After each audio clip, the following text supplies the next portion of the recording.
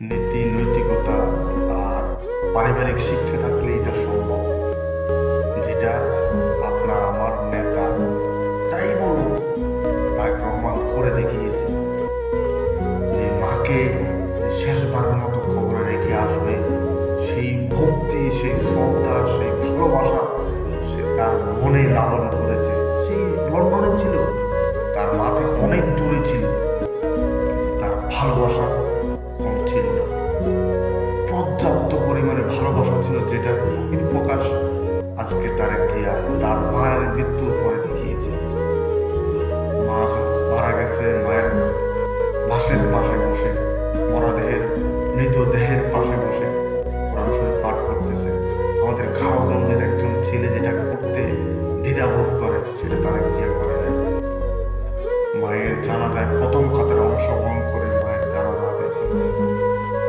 মাকে শেষবারের মতো ছুঁয়ে কবরে শুয়ে দেওয়ার জন্য কবরে নেমেছে, যেটা তারেক জিয়ার মতো লোক নানা কোনো কিঞ্চিত পরিমাণ কমতে থাকতো না, যেটা তারেক জিয়া করে দেখাইছে। হচ্ছে পারিবারিক শিক্ষার, নৈতিক শিক্ষার বহিঃপ্রকাশ। কারণ এই তারেক জিয়া ছাড়া এখানে হাজার হাজার মানুষ আছে যারা খালেদা জিয়ার কবরে নেমে খালেদা জিয়াকে শুইয়ে দিয়ে আসাটা তাদের জন্য সৌভাগ্যের মনে করত। কিন্তু না, মায়ের প্রতি তার এত ভালোবাসা, এত মহব্বত যে সে নিজে নেমে তারপরে তার মাকে কবরে শুইয়ে দিয়ে আসছে।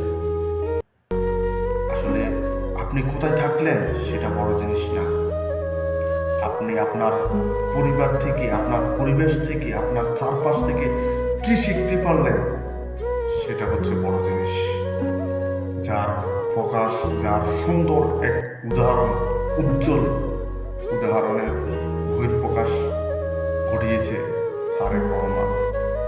আশা করি আগামী আমাদের দেশের পথ চলায় যদি উনি নেতৃত্বে আসে বা আসার সুযোগ পান, ঠিক আদর্শিক সরকার গঠন করে আমাদের দেশকে একটা রোল মডেল হিসাবে প্রতিষ্ঠিত করার চেষ্টা করবেন।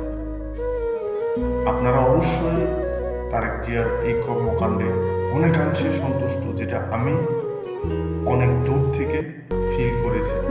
যে মায়ের প্রতি তার কতটুকু ভালোবাসা, মায়ের প্রতি কতটুকু শ্রদ্ধা, কতটুকু মহব্বত থাকলে একটা ছেলে বছরকে বছর মা থেকে এত দূরে থেকে, লন্ডনে থেকে দেশে এসে মাকে এইভাবে দাফন করে, মার খবর এইভাবে সমাহিত করার চেষ্টা করে, মন মানসিক